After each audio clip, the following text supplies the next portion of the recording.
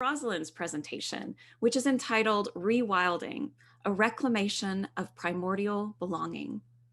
Rosalind Fay is a writer, a woman's empowerment and grief facilitator, ritualist, herbalist, storyteller, and a lover of wild things. She is a devout listener of the quiet realms, to children, the elderly, and plants. She is a firm believer in the simple primary satisfactions of life and the unbridled creative spirit. She resides in Northern California redwoods in a tiny house she built where she writes, sings, dances, and makes handcrafted goods and herbal medicine for the local farmers markets. Please welcome Rosalind Fay.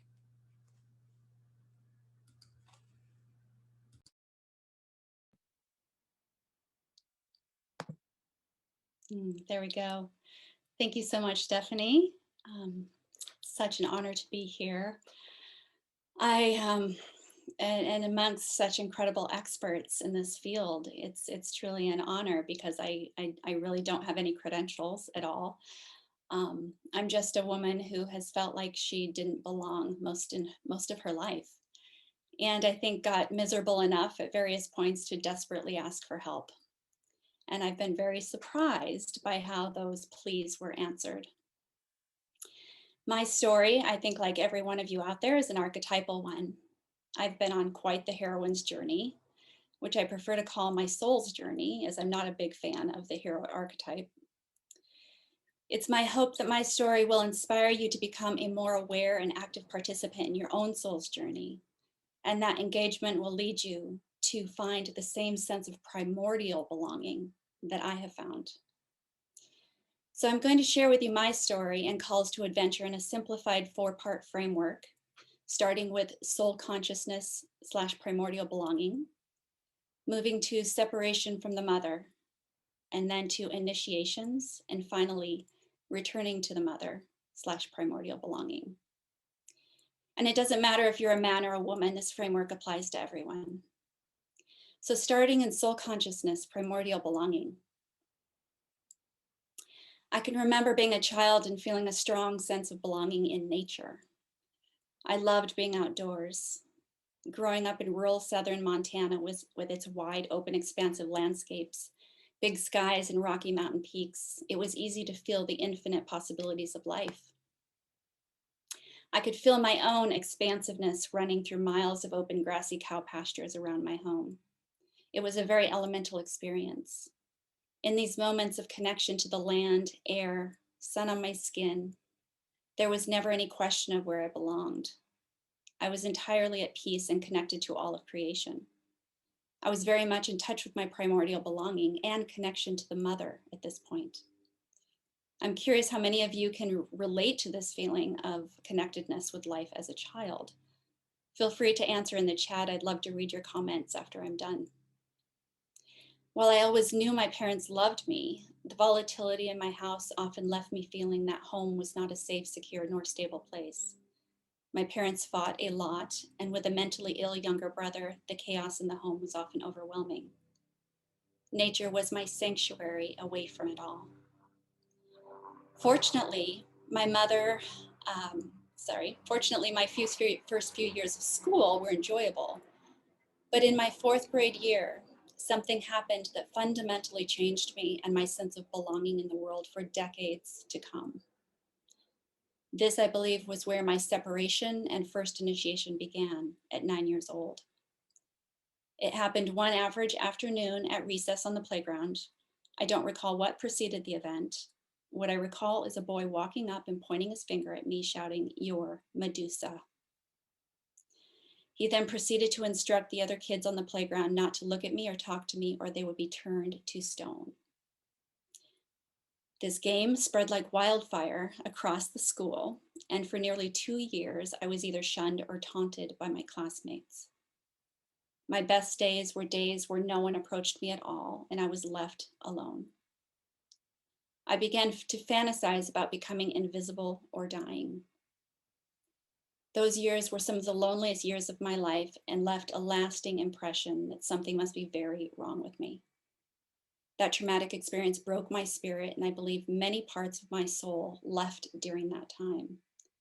The parts that were outgoing, funny, expressive, creative, confident, and sadly, the part who knew she belonged in this world. So I had a pretty sad childhood.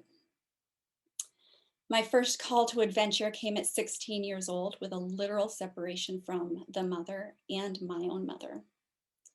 I was quite a depressed I was quite depressed and turned to alcohol as a teenager. My parents grew concerned and suggested that I move to California to live with my aunt and uncle to finish high school. That move definitely helped, but a deep insecurity and social phobia had already set in, and not having regular access to nature deepened my sense of separation. For the next 3 years, for the next 3 decades of my life, the feeling of belonging was as elusive as trying to catch a bird with my bare hands. As soon as I seemed to be getting close, it would fly off to another tree. Life in my 20s became highly focused on finding belonging. I wouldn't risk expressing myself or standing out for fear of rejection. So my strategy became to become whoever or whatever I felt others expected or wanted of me. I became a pilot and got my college degree from my grandfather. I got married from my boyfriend and my parents. But at the age of 30, I recall a moment of looking around my pretty Pottery Barn style house my husband and I shared, and not recognizing anything of myself in it. My life looked like it should, according to all of the cultural norms, but the most creative and spiritual parts of myself were absent. I had not created a life or home where those parts felt safe to return. One day, I recall pulling up to my house and sitting in the driveway, unable to go through the door of that life one more time. I sat there weeping for all that I had compromised and denied myself, for false belonging, for a safe marriage, for a pretty house and clothes, and a lifestyle of material abundance but spiritual emptiness. I'm wondering if anyone else can relate to having lived or are living lives that don't feel aligned with who you really are. And that time is when I got my second call to adventure. Shortly after that day in the driveway, I left my marriage and for the first time drove a stake into the ground of my own life and belonging. I left all my pretty things behind and moved into a basement apartment with only my bed, desk, and the very basics. I didn't have much materially, but I had my integrity and the excitement of a second chance to create a life that I truly belonged in. Soon after that, I moved to San Francisco and threw myself into a creative life of video production, filmmaking, and exploring my spirituality. While my life felt more my own, and there was still a strong part of me that felt like she needed to prove herself in order to belong, to become a successful as a single woman entrepreneur within the innovative culture of the San Francisco Bay Area.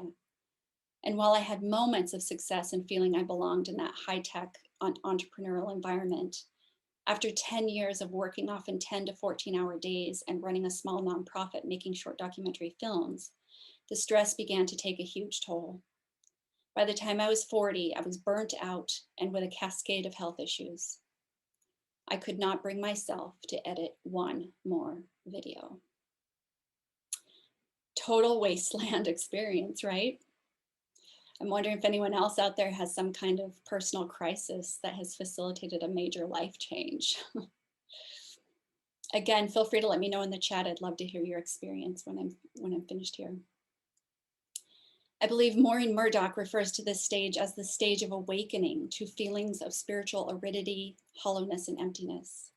And this was very much my experience. I burned out existing in the technological world of video production and the stress of dense urban living and all of the striving for material success. In archetypal terms, the shadow masculine wasteland.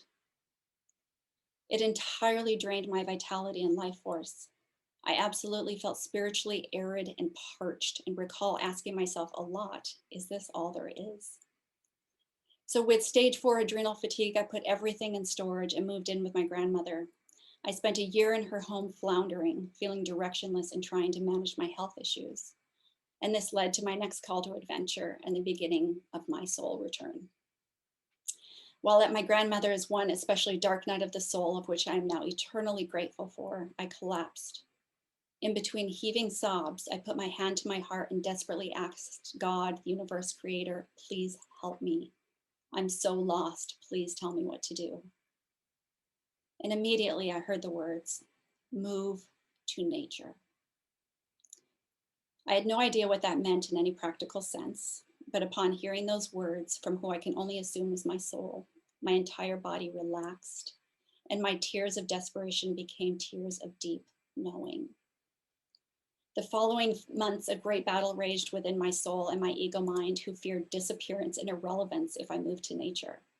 Who would I be if I left the city, the center of culture and place of social value? On some level, it felt like giving up in defeat. I had failed to make it, quote unquote, in a man's world and was retreating back to the mother. I wondered what my feminist peers would think. In my mind, I was committing social and career suicide, but I couldn't ignore that feeling of deep relaxation and knowing that came over me when I received that message.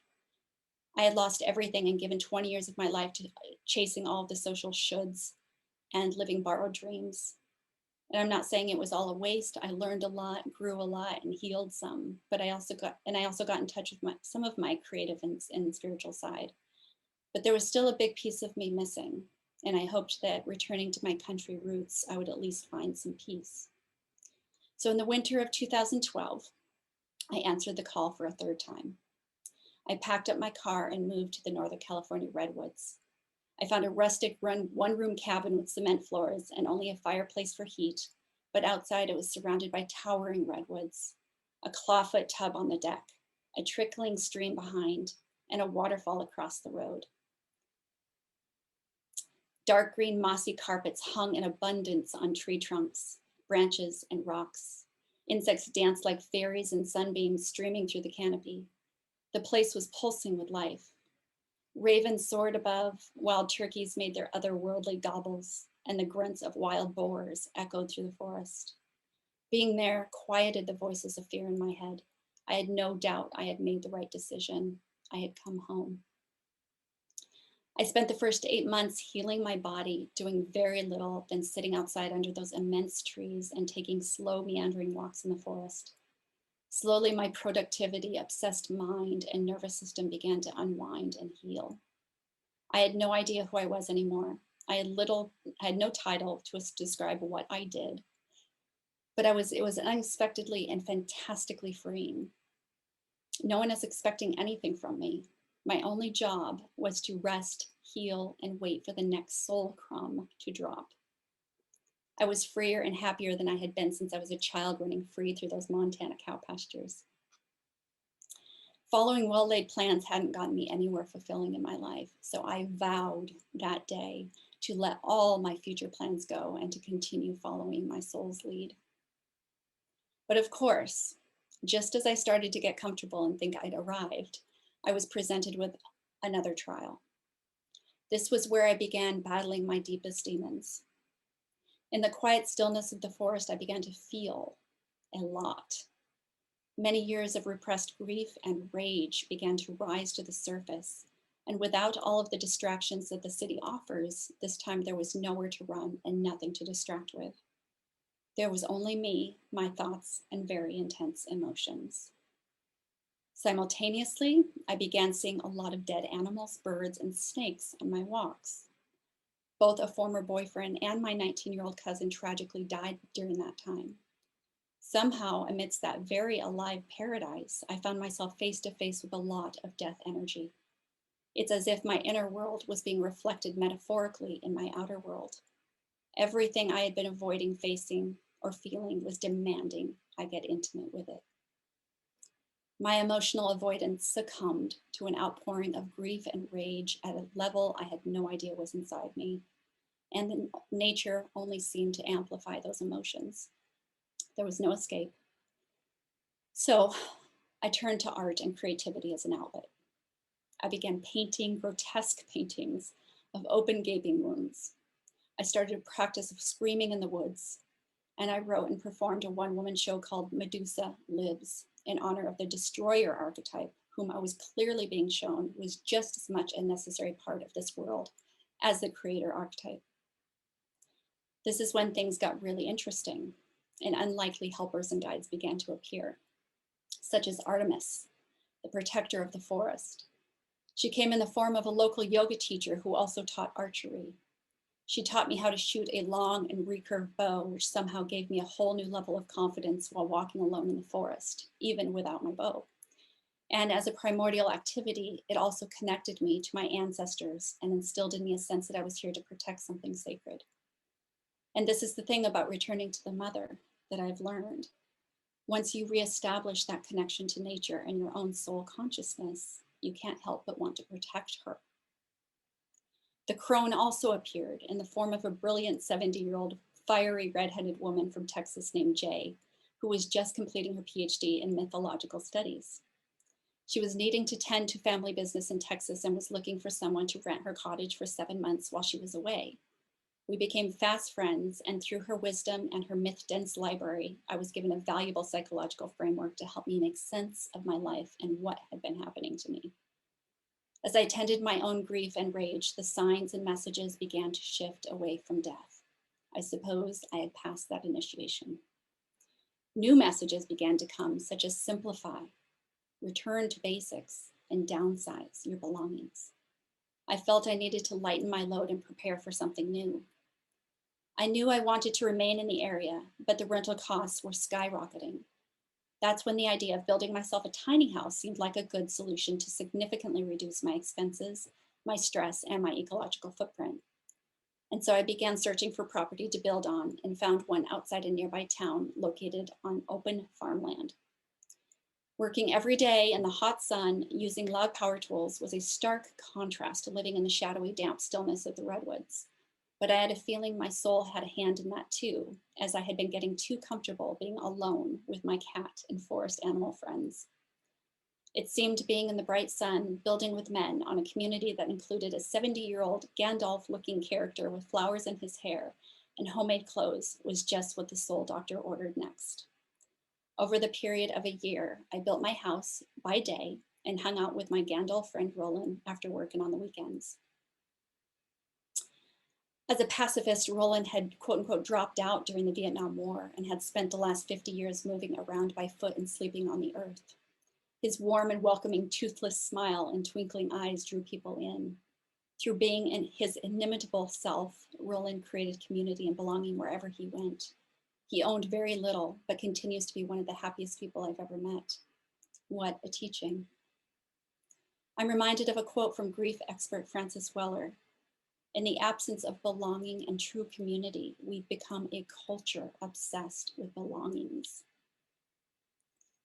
A year later, when my house was finally built, I towed it back to the redwood trees, but the time spent on that communal land and with Roland was a valuable lesson in showing me all I am missing when I hole up in nature, believing I don't need people, which at times I'd seriously been considering. I knew that my soul came here to experience and deepen my connection with all of life, human and non-human. But my wounding with the humankind had kept me afraid of getting hurt again. Roland helped me to believe that perhaps I could find my belonging with people too, but that maybe my kind of people weren't the kind of people I had been chasing all of my life. Perhaps I had just been looking in the wrong places for my people. I'm wondering how many of you can relate to that. Life over the past 3 years here in my tiny house, the Redwood Rose, has been varied and enormously rich. I've experienced several traumatic events that put me into a deep state of grief for more than a year. But through that experience, I was guided to another teacher, this time a plant spirit, the rose. During my long grief journey, the rose kept appearing in various forms. A wild rose bush that grew near my front door and who the owner said hadn't bloomed in years suddenly bloomed dozens of bright yellow wild roses. I received roses as condolence gifts, and while recovering, a friend sent a bottle of an elixir she'd made of rose petals. One day it occurred to me to research the rose, and I discovered that the rose has been used for thousands of years as a remedy for grief and heartache. I began to feel strongly that this was a plant, that this plant wanted to be in relationship with me. And when I recalled it was also the root of my name, I laughed and welcomed her fully into my life. The rose became my gateway plant into herbalism. I've created a line of rose-based goods that has expanded to include other medicinal plants that I now sell on my website and at the local farmers markets. The rose continues to be a powerful feminine teacher, and as I dive deeper into the plant world, I realize what a vast community of friends and allies I have sadly ignored most of my life. Learning about what plants grow around me has given me a deeper, more rooted sense of place. I believe this is a key to belonging, taking time to get to know who and what lives around you, plant, animal, and human beings too. Nature, the mother, has been our home, keeping us healthy, vibrant, and thriving for a very long time. And we need her, and I believe she misses us. Most recently, my soul has led me into partnership with a friend of 8 years. The story is perhaps the most remarkable part of my journey yet, and this time it was a 1,500-year-old tree that ultimately brought us together. Unfortunately, we don't have time for that story. My beloved and I now live on his and her respective tiny houses on connecting properties with 9 other people whom we love. We are all passionate about living simply in harmony and close relationship with the land and cultivating a culture of care among each other. And I have to say, I don't think there is any bigger teacher than relationship itself. It may be different for you, but it's been easy for me to be in relationship with nature and feel my belonging there. My soul's journey has been to find my belonging among the human sort. And I'm really realizing the work doesn't end after finding your people or even your beloved. It also requires tending those relationships and taking on the responsibility of creating a safe place of belonging for all their fragmented, wounded parts too. This, I believe, is the essence of the return to the mother. The mother energy archetype is all about care, nurturance, and love. I have a strong feeling that learning how to embody this mother energy is not only going to be my next initiation, but also the initiation humanity is being called into at this time. To put aside our ego, desires, and highly individualized selves, to surrender to our soul's guidance and come back into relationship with each other and the planet. I believe to be in relationship with our own soul is primordial belonging. There's no deeper sense of belonging because our souls are connected to everything that is. But it's our task here on earth to remember that we are already ensouled beings and then come back into relationship with our very ensouled planet, our anima mundi. Committing to a soul-guided life is not all magic and rainbows, although there's a lot of that too. It's a growth path.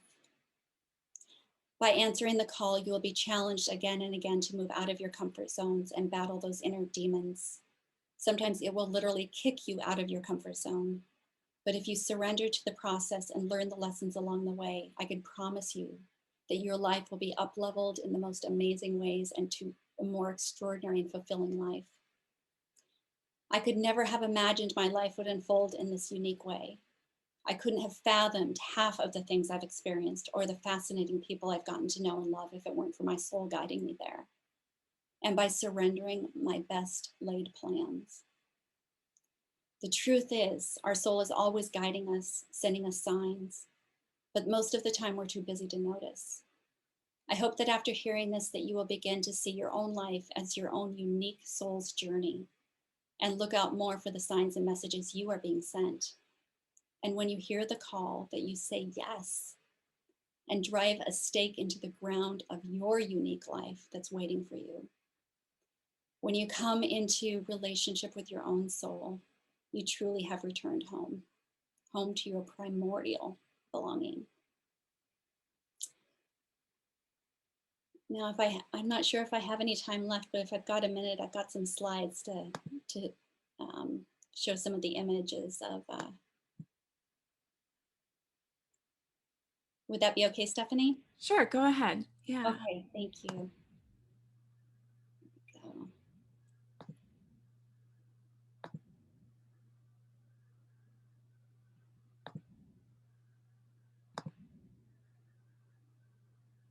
Can everybody see Yes, we my can. slide? Okay, great. Okay.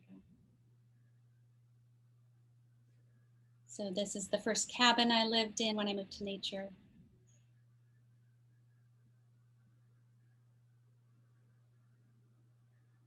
Some pictures of the redwoods here.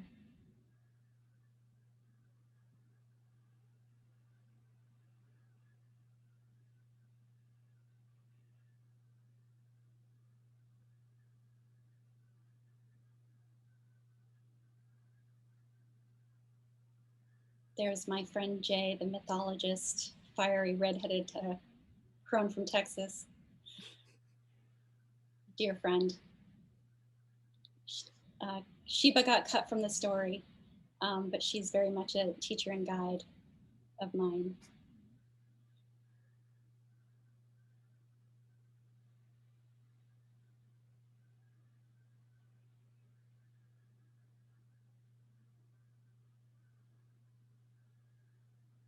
Here's my house that I built,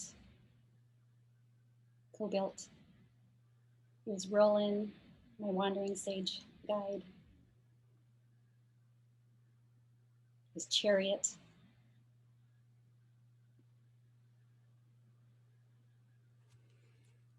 And there's my home. The redwood rose.